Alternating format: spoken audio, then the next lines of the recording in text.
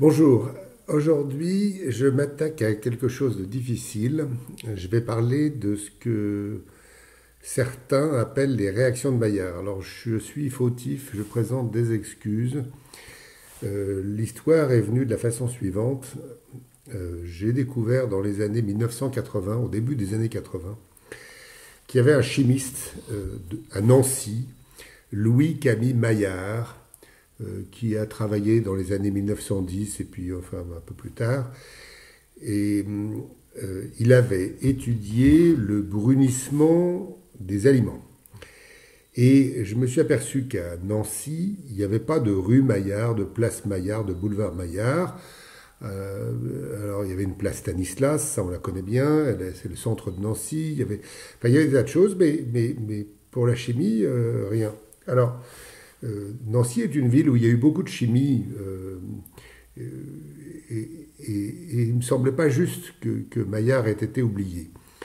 Alors, j'ai donc milité en disant Maillard a étudié cette réaction chimique très importante, c'est un bienfaiteur de l'humanité, il faut lui faire une rue, enfin, bref, alors je suis très excessif, donc j'ai même été jusqu'à demander au maire de Nancy de débaptiser la place Stanislas pour l'appeler place Maillard, c'était évidemment une blague. Et puis, comme je suis très animé, habité par la chimie, je suis arrivé à ce que le monde entier parle des réactions de Maillard, alors que c'est pas Maillard qui les a découverts, et c'est pas Maillard qui en a découvert les mécanismes. Et aujourd'hui, je rencontre même des gens qui m'expliquent, quand ils ne me connaissent pas, qui m'expliquent les réactions de Maillard, ce qui est ahurissant, qui m'expliquent que ça a lieu à haute température et pas à basse température, ce qui n'est pas vrai. Enfin bref, je vois des tas de choses, alors même que les instances de chimie internationale, ce qu'on appelle l'IUPAC, International Union of Pure and Applied Chemistry, a bien donné un nom à ces réactions, ça s'appelle des réactions de glycation, ou bien, on va le voir, des réactions aminocarbonyles. Bon, donc il faut changer, et pour ça, il faut quand même que j'explique, parce que ce que je vous dis là, vous n'êtes pas forcé de le croire, c'est ce qu'on appelle un argument d'autorité, donc en science, on ne fait pas ça. En science, on va chercher les textes essentiels, les publications, et on les discute et on les montre en détail, et c'est ça que je vais faire maintenant. Alors, je bascule maintenant sur, cette présentation que j'ai préparée, et donc qui s'intitule Les réactions de glycation ou réactions aminocarbonyles. On va voir en quoi c'est un peu différent. Et effectivement, ces réactions contribuent au brunissement des viandes qu'on grille. Elles n'en sont pas responsables. C'est une des contributions. Il y en a plein d'autres. Il y a la pyrolyse des protéines, il y a les oxydations, il y a la déshydratation intramoléculaire des exoses. Enfin, je ne dis pas ça pour épater la galerie avec des mots avec plus de 3 syllabes. Je dis simplement ça pour dire le brunissement des steaks. Il y a peut-être des réactions de glycation aminocarbonyles, mais il y a plein d'autres choses. Bon. Alors, en tout cas, ce qui est clair, c'est ne parlons plus de réaction de Maillard. C'est une erreur, c'est une faute même que j'ai faite et que j'invite à ne pas perpétuer. Alors, pour autant, une étude des publications scientifiques, des articles scientifiques qui ont le nom Maillard augmente de façon considérable. Et je me suis arrêté là en 2010 parce que, je ne sais pas pourquoi, mais enfin, ça continue d'augmenter. Ça continue d'augmenter parce qu'on continue de découvrir des réactions particulières qui rentrent dans ce cadre, parce qu'on connaît mieux les mécanismes, enfin pour plein de raisons. Voilà. Alors, les articles scientifiques qu'on trouve, alors, sont pleins d'incohérences. Alors, la première, les réactions de Maillard, donc ça n'existe pas, seraient complexes. Alors complexe en général, ça veut dire je ne comprends pas. Ça ne veut pas dire que c'est compliqué, ça veut dire complexe. Bon, passons. Alors, dans ces réactions, il y aurait les caramélisations. Alors là, certainement pas. La caramélisation, c'est le brunissement du saccharose, le sucre de table. C'est pas les réactions de Maillard, c'est des mécanismes très différents avec des réactifs très différents. Numéro 3. Des chimistes, Lin et Molting, auraient découvert ces réactions avant Maillard. Alors, on va voir plus loin que c'est complètement idiot et évidemment complètement faux. Numéro 4, les réactions de Maillard s'effectueraient naturellement. Bon, alors ça veut rien dire. Dans les aliments, quand on les cuisine, quand on les prépare, par exemple si on met un steak dans une poêle et qu'on chauffe, c'est pas une opération naturelle. Naturelle, ça veut dire qui n'a pas fait l'intervention d'un être humain. Or, quand on fait griller un steak, il y a un être humain qui s'appelle la cuisinière ou le cuisinier qui fait un procédé, et donc ça c'est parfaitement artificiel. Je rappelle que dans le mot artificiel, il y a la racine du mot art. Alors, numéro 5, les réactions de Maillard seraient une série de réactions. Il faudrait savoir, est-ce que c'est une réaction ou est-ce que c'est une série de réactions? Bon, donc là, il y a quelque chose qui ne colle pas. Numéro 6, réaction de Maillard, ça serait synonyme de réaction de brunissement non enzymatique. Bon, eh ben non. Numéro 7, les réactions de Maillard amélioreraient la qualité des aliments. Alors ben non, ça serait plutôt le contraire. En fait, elles améliorent rien du tout. D'abord, qu'est-ce que c'est que la qualité des aliments? Est-ce que c'est leur goût? Est-ce que c'est leur effet nutritionnel? Est-ce que c'est leur odeur? Est-ce que c'est leur saveur? Est-ce que c'est... Ouais, ça veut rien dire. Donc, numéro 7, ça veut rien dire. Numéro 8. Alors, il y aurait des réactions de Maillard non enzymatiques. Ça, c'est idiot. C'est un pléonasme. Un pléonasme, c'est on dit deux fois la même chose. Parce qu'une réaction de Maillard, enfin, une réaction de glycation, c'est non enzymatique. Il n'y a pas d'enzymes qui interviennent dans cette affaire. Et finalement, elle serait fondée sur des sucres et des acides aminés. Alors, c'est pas juste, parce que d'abord, c'est plutôt des saccharides. Ensuite, c'est pas les saccharides, c'est des saccharides réducteurs. Bon, je ne vais pas rentrer dans le détail. Et puis, c'est pas seulement des acides aminés, ça peut être des peptides ou des protéines. Donc, vous voyez, on voit que ce qui est dit dans la plupart des articles où il y a réaction de Maillard, c'est du baratin, c'est nul, et ça doit être réformé très rapidement. Alors, qui a découvert ces réactions? Bon.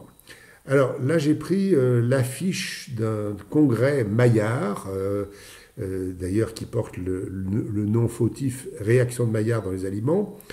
Et puis, celui-là, à cette époque-là, il disait que c'était Maillard. Mais l'année d'avant, il disait que c'était Lean et Malting. Alors finalement, on n'en sait pas, on n'en sait plus rien. Et puis, le baratin qui est marqué à droite, il est complètement faux. Il contient en particulier plusieurs des erreurs que j'ai déjà discutées, donc j'y reviens pas.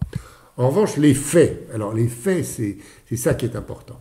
Alors, le découvreur, c'est un pharmacien qui s'appelait Lucien Dusart, je ne sais pas comment on dit, donc né dans le nord de la France en 1831. On va voir que Maillard, lui, a étudié les réactions de glycation ou aminocarbonyle en 1911, donc ça fait quand même 80 ans après. Hein. Donc interne des hôpitaux de Paris, pharmacien, ouvre une pharmacie, et il a eu un interne, Léon Midi, qui a fait les laboratoires Midi, qui sont devenus des très grands laboratoires. Donc Lucien Dusart a fait ça, et la preuve, la voilà. Voilà la réclamation de priorité de Dusart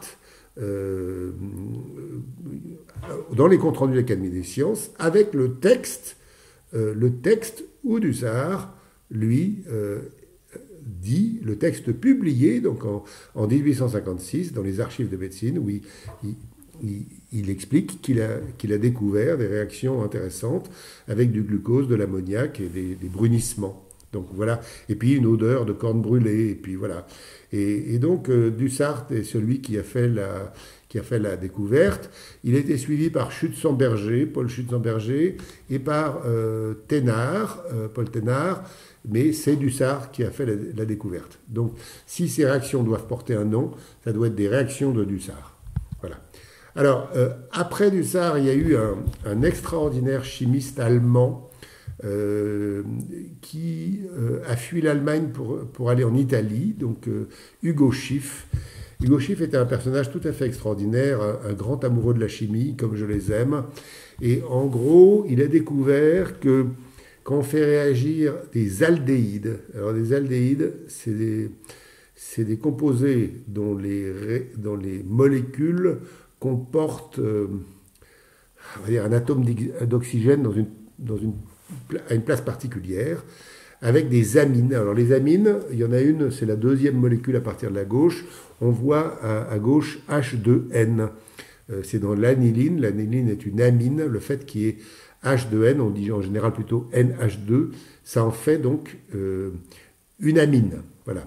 Et donc, quand on fait réagir ça, ben, on a des réactions et qui s'accompagnent d'un brunissement. Bon. Alors, voilà Schiff, juste avant sa mort, quand il était professeur à Palerme, professeur de chimie à Palerme. C'était vraiment un chimiste très extraordinaire. À l'époque, les cours de chimie, c'était pas seulement de la théorie, il y avait de la théorie et de la pratique.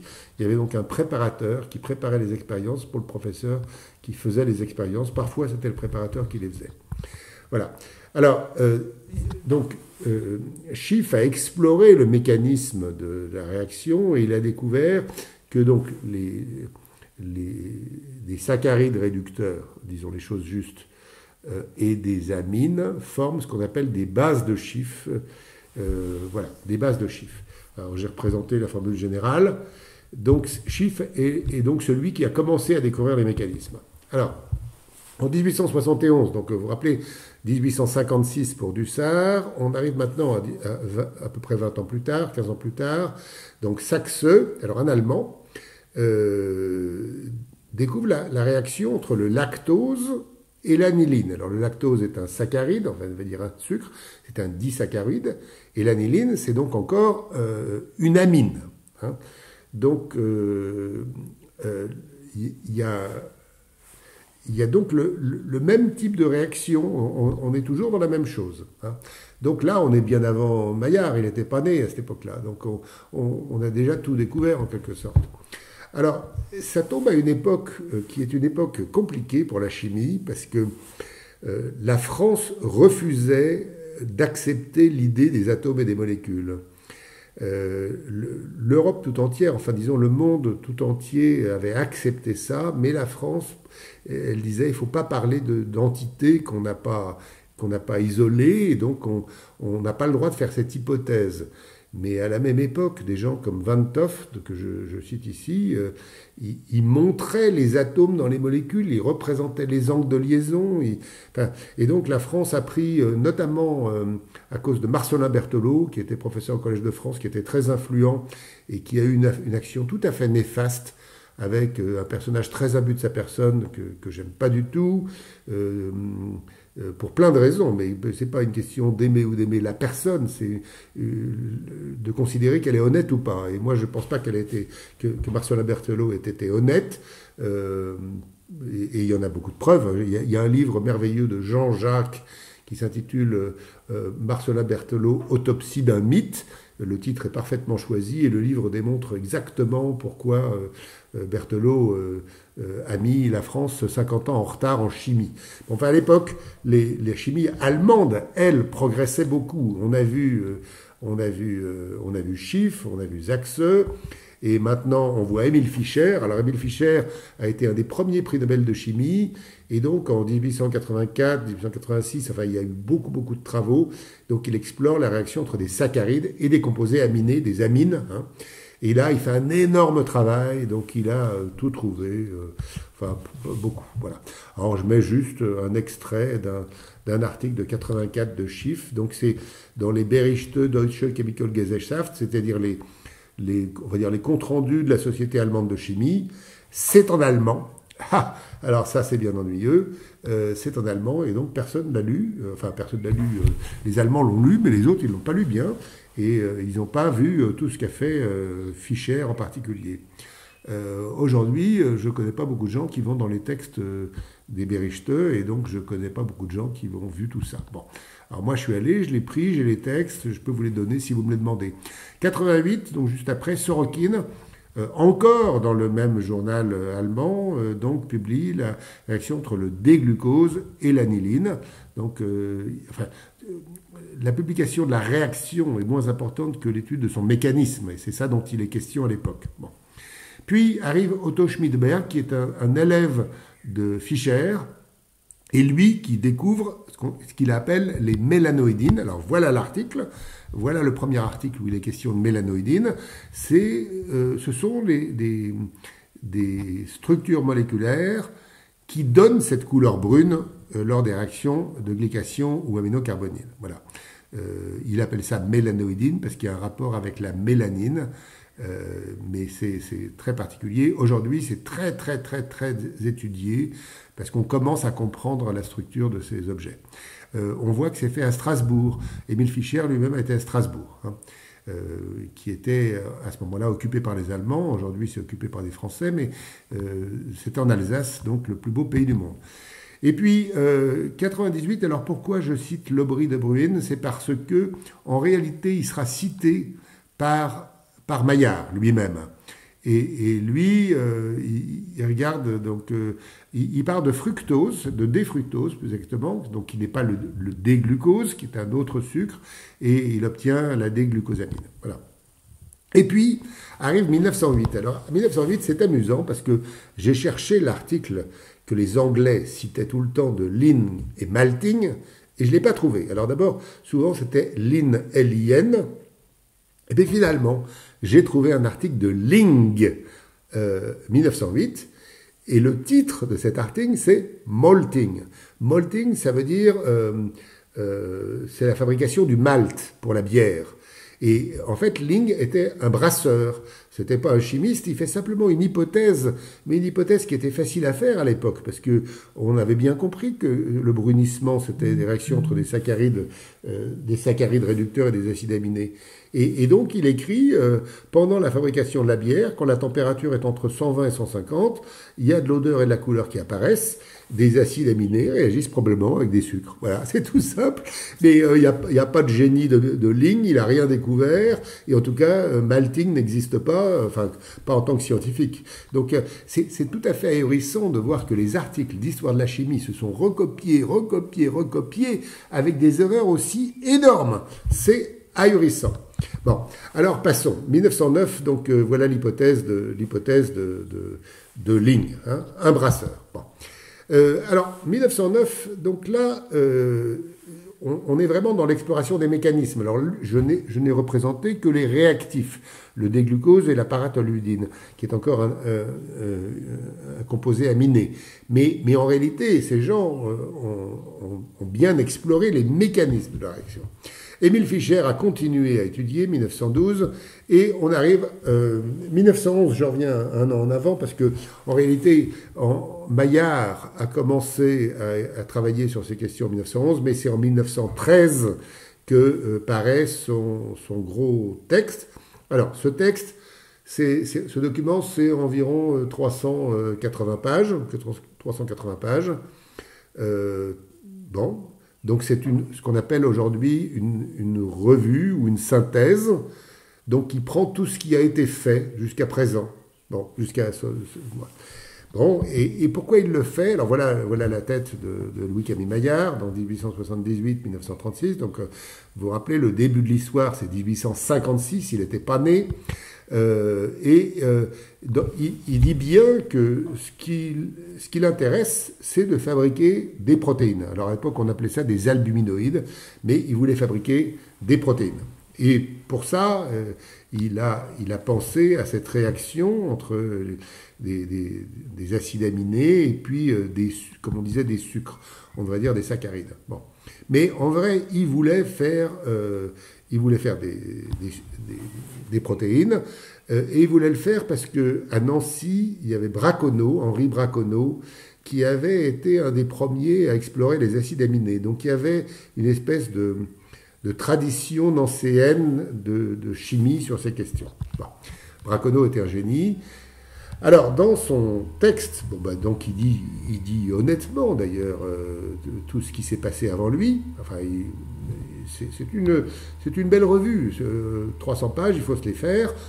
Il a bien cherché, il a bien cité les gens, et il cite évidemment Émile Fischer ou Curtius ou d'autres. Mais ce qui est rigolo pour Fischer, il le cite, alors 91 fois. Ce qui est ahurissant dans une revue. Ça prouve bien que Fischer avait déjà fait une somme de travaux considérables, et en particulier, il avait synthétisé des protéines. En revanche, ce que voulait Maillard, c'est faire de la chimie un peu plus douce. Bon, il dit la méthode de Fischer a pour double caractère d'être indirecte et artificielle. Bon, et alors, Bon, alors, lui, il voulait faire plutôt comme la nature. Voilà. Bon. Alors, il continue, il cite Fischer, la méthode de Fischer, voilà. Et puis, ce qui nous intéresse plus pour les réactions de glycation ou aminocarbonyle, c'est la quatrième partie. Donc, on voit bien, action des sucres sur les acides alpha-aminés, matière humique et mélanoïdique. Mélanoïdique, vous vous souvenez, les mélanoïdines de Schmidberg. Bon, et puis il fait donc réagir des choses, et puis il voit du brunissement, il voit des dégagements gazeux, mais enfin, on avait vu tout ça depuis très longtemps, puisque Lucien Dussart déjà avait découvert ça. Bon, alors à l'époque, on avait progressé du point de vue chimique, alors il représente les molécules pour essayer d'expliquer leur mécanisme. Alors ici, dans le cartouche de droite, on voit une boîte carrée, enfin rectangulaire pointillée, qui entoure un O et un H2. Alors, dans le temps, on faisait la chimie, ce qu'on appelait au lasso. Donc, ce carré, c'est un lasso. Enfin, on entourait ça comme un lasso. Et on disait, bah, si je peux mettre un O et un H2, enfin, ou deux H, à ce moment-là, les molécules vont s'attacher, vont se condenser. Et donc, ça va faire une réaction. Bon, alors, c'est un peu faible, mais ça, je ne vais pas le critiquer Maillard là-dessus, parce que, dans le fond, à l'époque, c'était déjà pas mal. Et donc, ça va, c'est bien. Et Maillard a été honnête. Hein, je maintiens qu'il a fait honnêtement son travail, et il a fait honnêtement sa synthèse. Bon. Alors, en revanche, les mécanismes ne sont pas de lui. Il faut attendre 1925 à peu près pour que Mario Amadori identifie un mécanisme à peu près correct. Alors, souvent, on cite Amadori et Haynes, H-E-Y-N-S. Il y a des gens qui mettent un M. Non, il n'y a pas de M, c'est un N. Et évidemment, j'ai cherché les publications. Je l'ai trouvé. Il s'appelait Kurt Haynes. Et il n'a pas travaillé tout seul. Alors ça, c'est amusant. On cite toujours Haynes, mais pas ses collègues, alors qu'ils ont fait le boulot. Hein. Alors, et finalement, en 1953, il y a Hodge, un Américain, qui reprend un peu tout ça et qui fait un schéma général des réactions de glycation, des réactions aminocarbonyles. Il appelle ça Maillard, mais en réalité, dans son texte, il dit aminocarbonyle et il a raison. Alors, je reviens maintenant sur les réactions de brunissement. Donc, on a beaucoup travaillé depuis. On a découvert des tas de choses, on a découvert d'autres réactions qui brunissent. J'ai parlé de la pyrolyse, j'ai pas parlé de la thermolyse, j'ai parlé de la déshydratation intramoléculaire des exoses, j'ai parlé de l'oxydation, et puis il y en a d'autres, les dégradations de Strecker, etc. Il y en a plein. Bon. Alors maintenant, l'IUPAC. Alors l'IUPAC, c'est International Union of Pure and Applied Chemistry. Donc c'est un groupe international de chimistes qui se réunit très fréquemment pour définir les mots en chimie. Alors pourquoi est-ce qu'on fait ça? Parce que par exemple, prenons le mot chlorophylle. Le mot chlorophylle a été introduit par deux chimistes français, Caventou et Pelletier, pour désigner en gros le ver d'épinard, ce que les cuisiniers appellent le ver d'épinard. On prend des épinards, on le chauffe doucement, il y a une matière verte qui sert de colorant. Bon. Et donc ils ont dit c'est la chlorophylle. Ben non, on a découvert que cette matière était faite de plusieurs composés différents et aujourd'hui on parle des chlorophylles. Donc ça a été défini réglementairement, internationalement par l'IUPAC. Bon. Et alors les réactions de glycation sont des réactions de glycation. Voilà l'IUPAC. Ça c'est glycation des protéines. Alors pour les peptides et les acides aminés, donc des molécules plus petites, ben on dit des réactions aminocarbonyles. Alors il faut évidemment changer le nom de l'International Maillard Reaction Society, ça ne va pas du tout. Là j'ai montré une image de leur réunion à Nancy pour célébrer Maillard, mais il ne faut pas appeler ça IMARS, ça n'a pas de sens, il faut appeler ça International Glycation Reaction Society ou bien International Aminocarbonyl Reaction Society. Il va falloir changer ça très vite. Bon. Est-ce qu'on peut parler de produits de Maillard pour les produits de ces réactions? Ben non, puisque c'est pas ça. Conclusion, on ne va pas parler de réactions de Maillard, on arrête de parler de réactions de Maillard, on parlera de réactions de glycation ou de réactions aminocarbonyles selon les réglementations du PAC. Et voilà, alors je suis désolé, Hermès parlant à Bacchus, le dieu de la chimie parlant au dieu du bien manger, ils sont venus devant mon email que je donnais, hervé.tis@agroparisTech.fr. Si vous avez des questions, je répondrai bien volontiers.